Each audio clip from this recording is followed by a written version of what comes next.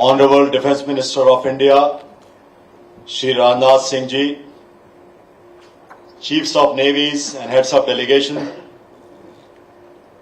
our former Chiefs of Naval Staff present here, Dr. Samir Kamath, Chairman DRDO,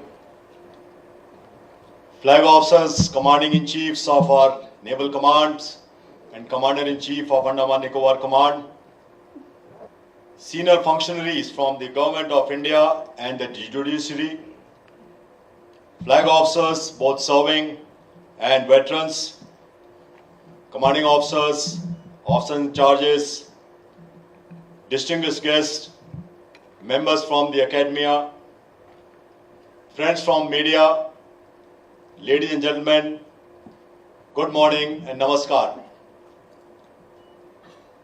At the outset, I extend a very warm welcome to our guests and partners from across the world to Exercise Milan 2026, India and the Indian Navy's flagship multilateral maritime engagement. It is a matter of singular privilege for me to welcome our chief guest today, Shri Rajnath Singh Ji, Honorable Defence Minister of India, to the inaugural session of the International Maritime Seminar conducted as part of Milan 2026. Sir, I would like to convey my sincere gratitude to you for taking time out of your busy schedule to grace this occasion. Your presence here today highlights the importance attached by the Government of India to matters maritime and its commitment to collaborative maritime security in the region and beyond. Sir, today, 19th February, assumes an added significance as we celebrate the 396th birth anniversary of Chhatrapati Shivaji Maharaj, who truly understood the significance of maritime domain and naval power. Chhatrapati Shivaji Maharaj would have been very proud today to see the congregation of our friends from across the seven seas, naval practitioners, subject matter experts, and policy makers to deliberate issues that strengthen and promote maritime security. In fact, in India, we have a long tradition of periodic congregation that bring people together to renew bonds and reaffirm shared commitment and purpose. In that spirit, Milan is like a maritime Mahakumbh, a coming together of maritime professionals from across the world, united by a common commitment and purpose to keep the seas safe, secure, and open. Ladies and gentlemen, a maritime nation like India clearly recognizes that today's maritime challenges are complex, interconnected, and transnational, that are best addressed through cooperation and partnership. Our approach to this complex maritime environment is rooted in our Honorable Prime Minister's vision of Mahasagar, which he enunciated standing deep in the Indian Ocean region from Mauritius last year. Mahasagar, by now, as you all know, stands for mutual and holistic advancement for security and growth across regions. It is an inclusive and collaborative approach based on partnership and shared responsibility. As the principal manifestation of India's maritime power, the Indian Navy is guided by this inclusive vision.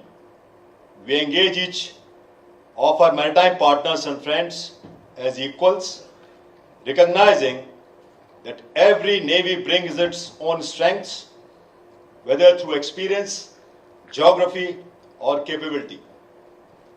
This spirit was aptly articulated by our chief guest, Honorable Raksha Mantri ji, during the flag off of Indian Ocean Ship Sagar last year on 5th of April, where he had said, and I quote, "In the present era, strength lies in collaboration and cooperation. Trust in the maritime domain can only be built through dialogue, consultation, and collective action." Unquote. By working together and pooling these strengths, we seek to enhance our collective competence and strengthen our shared resilience against the ever-evolving maritime challenges. Towards this, Indian Navy's efforts are progressed through a unique three-tiered approach. At the global level, the Indian Navy works with partners to promote holistic maritime security, spanning governance, law enforcement, humanitarian assistance, and environmental stewardship into a single continuum of purpose upon the global commons. At the regional level, we remain mindful that maritime challenges and operational necessities vary across sub-regions.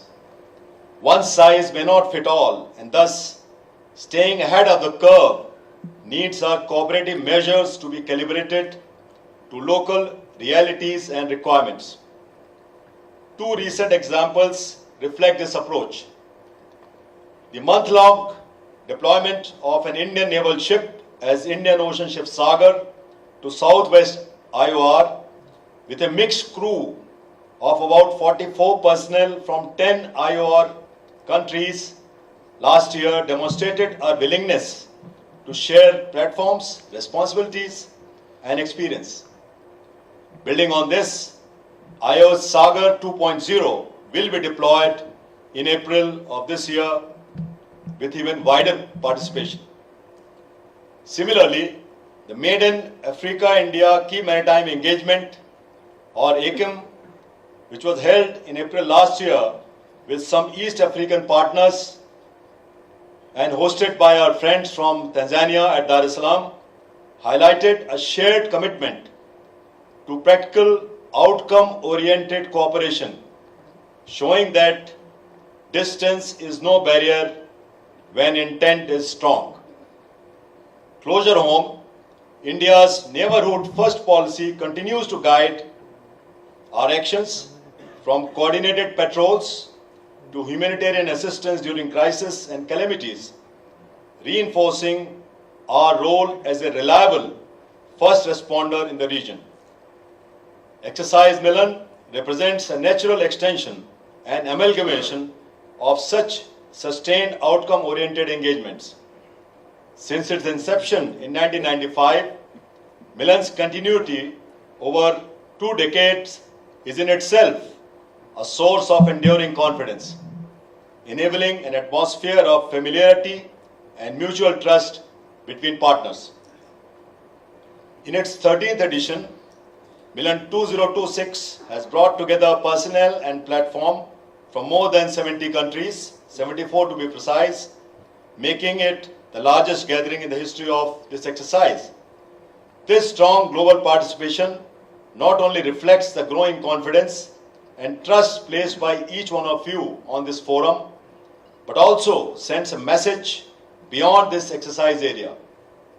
It signals our collective commitment to look beyond local concerns and join hands as partners to safeguard the global commons. Milan 2026 provides a valuable opportunity to translate these principles into practice.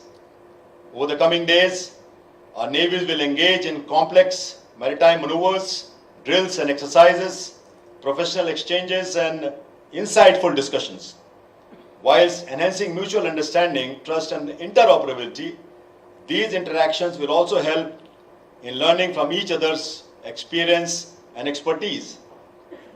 Beyond professional engagements, Milan also features a host of social and sporting interactions that would help build lasting bonds between participating nations.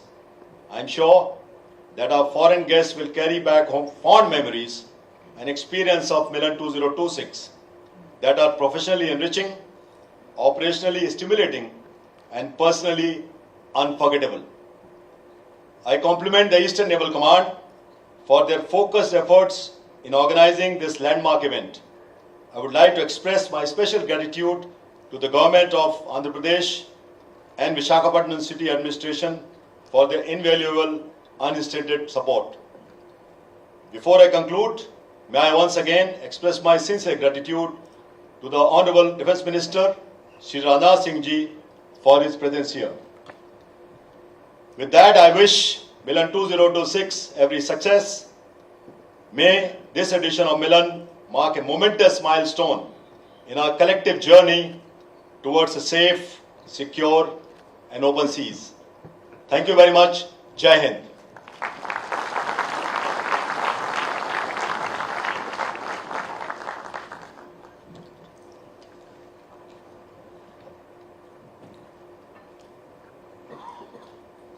Thank you, sir.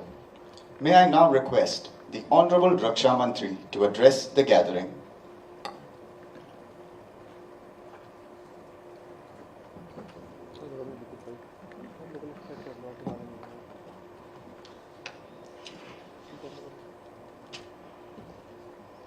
Good afternoon.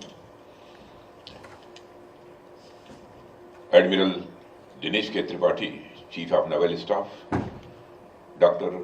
Samir V. Kamath, Secretary, DDR&D and Chairman, DIDO, Vice Admiral Sri Sanjay Bhalla, FOCNC Eastern Naval Command, distinguished heads of navies, heads of military and international delegations, officers and the sailors of Indian Navy, friends from media, ladies and gentlemen. It is a privilege for me to present in the opening ceremony of Exercise Milan 2026 here at Visakhapatnam, the city of destiny and indeed the jewel of India's east coast. I extend a warm welcome to all the distinguished guests, especially our friends and partners from 74 countries, which is the largest ever participation in Milan. Friends, I convey India's sincere appreciation for your enthusiastic participation in this significant maritime event. Ladies and gentlemen, yesterday at the International Fleet Review by the Honorable President of India, we witnessed a clear affirmation of goodwill, professionalism, and a mutual respect among the world's navies. It was a powerful reminder that while our flags differ, we all speak the same maritime language, a shared commitment to keep the global commons safe, secure, and stable. Ladies and gentlemen, Exercise Milan gives practical expression to that shared language. Today, we carry forward that cohesive spirit and maritime momentum from ceremony to substance as we transition decisively into the operational aspect of maritime engagement through Milan. Inspired by the Hindi word Milan, meaning a meeting of friends, this exercise represents in its truest sense a meeting of equals and a confluence of like-minded nations and maritime professionals united by a common purpose. From its mindset, beginning in 1995 at Sri Vijayapuram, when a small group of friendly navies first came together. Milan has grown steadily in scope and stature. Over the years, due to concerted efforts of all partners, Milan has evolved from a regional interaction into one of the world's most prominent multinational level exercise. It has evolved into one of India's most credible and consistent maritime engagements.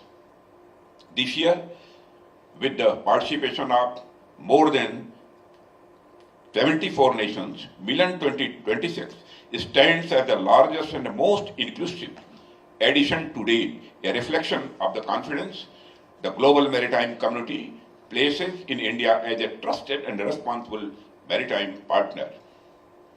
Ladies and gentlemen, Bill 2026 seeks to enhance interoperability among navies of partner countries, improve professional competence by sharing of the professional experiences and practices, and deepen friendship among participating navies by evolving bonds of mutual advantage. Through joint exercises at sea, professional interactions during such meetings, and cultural exchanges, we reaffirm our commitment for establishing a lasting bond of friendship. We aspire to establish an equitable maritime order based on international rules and freedom of navigation in accordance with the international law. Ladies and gentlemen, as I address the magnificent gathering of the commanders and the senior naval leaders from across the globe, I would like to start by highlighting a few important issues facing contemporary geostrategic world. It is fashionable these days to say that as far as international peace and order is concerned, the contemporary technology-oriented defense preparedness is moving away from the naval domain. Ladies and gentlemen, the increase of naval power has historically been equated with the era of the mercantilism and colonialism. Growth of capitalism was supported by gunboat diplomacy of seafaring nations.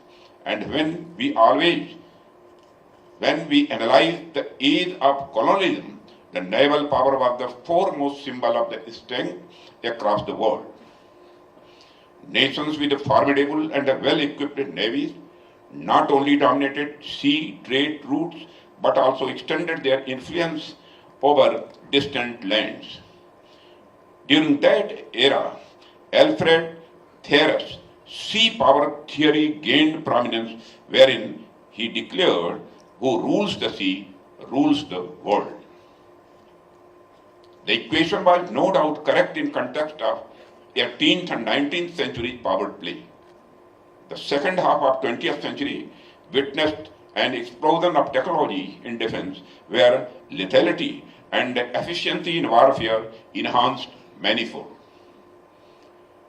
This technological revolution led to an enormous assumption in certain quarters that significance and role of naval power has somewhat reduced strategically.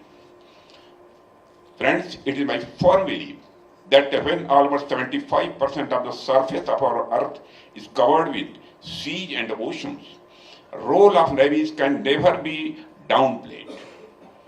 If at all, the role of navies in international peacemaking has only increased over time, and there are good reasons for that.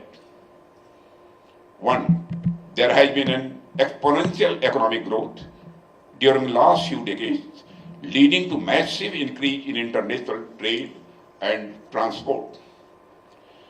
The busy economic sea channels are arteries of the international trade today.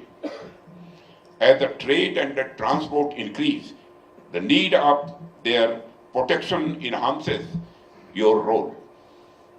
Secondly, there has been an increase in contest for ownership of straits and the channels, sometimes causing threats of flare-up. This calls for increased naval watch.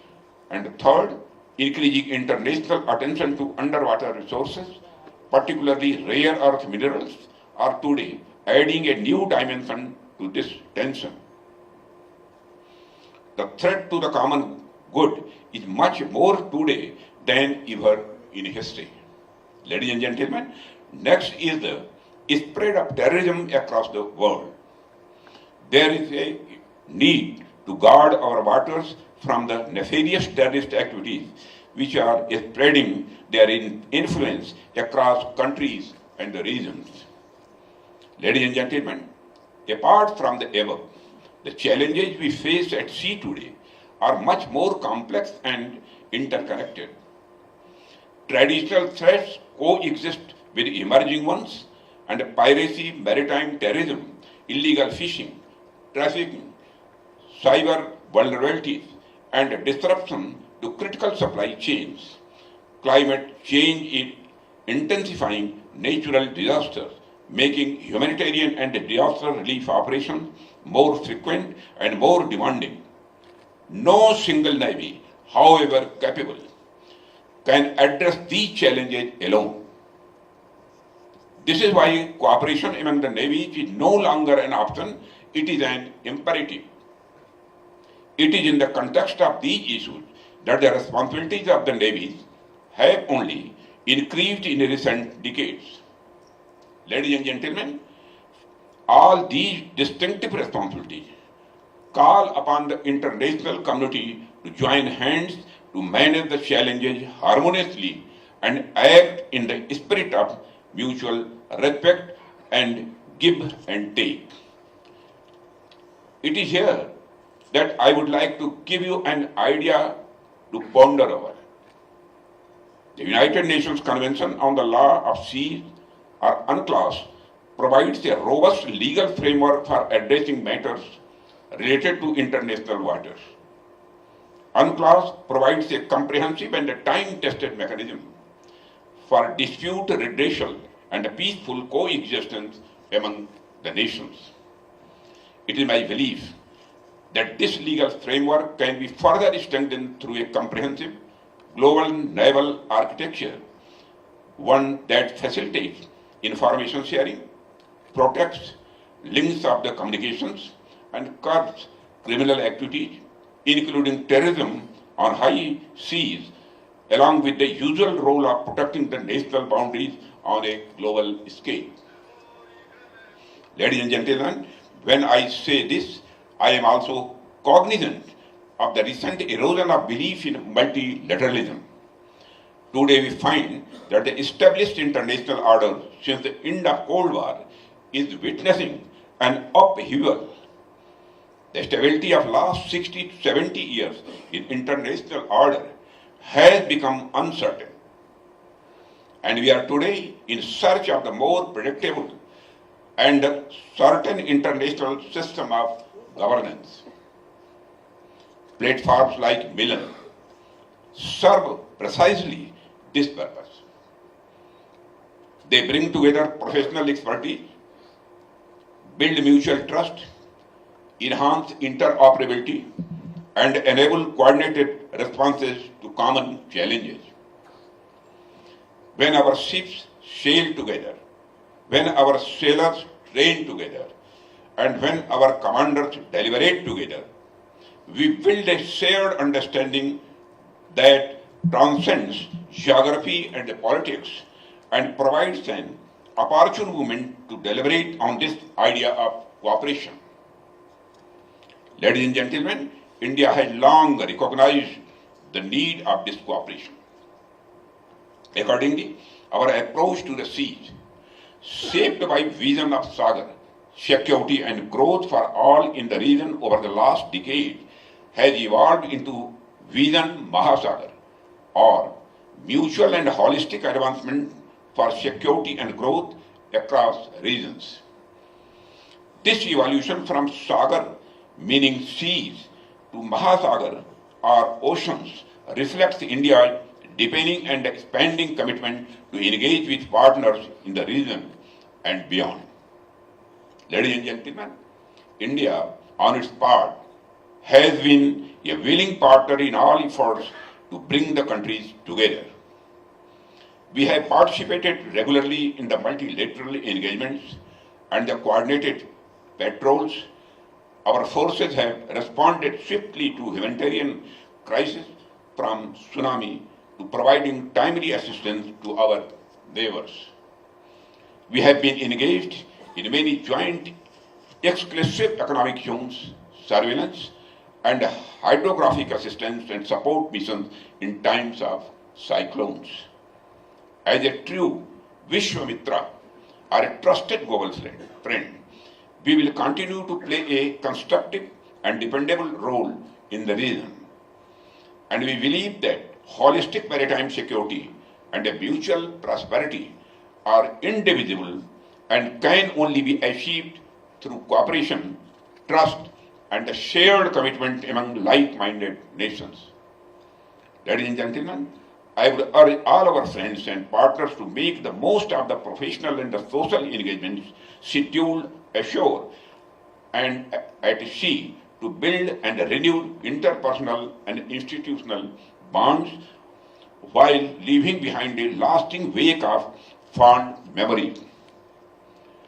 To the officers and sailors of the Indian Navy, particularly those of the Eastern Naval Command, and to the Andhra Pradesh State and Visakhapatnam City Administration supporting this event, I commend your unwavering dedication and efforts. To conclude, I wish Villain 2026 every success. Thank you. Jai Hind.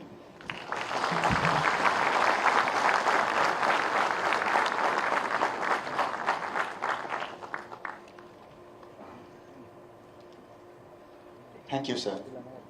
May I now request the Chief of the Naval Staff, Admiral Dinesh K. Tripathi, to felicitate the Honorable Raksha Mantri, Shri Rajnath Singh, on this momentous occasion.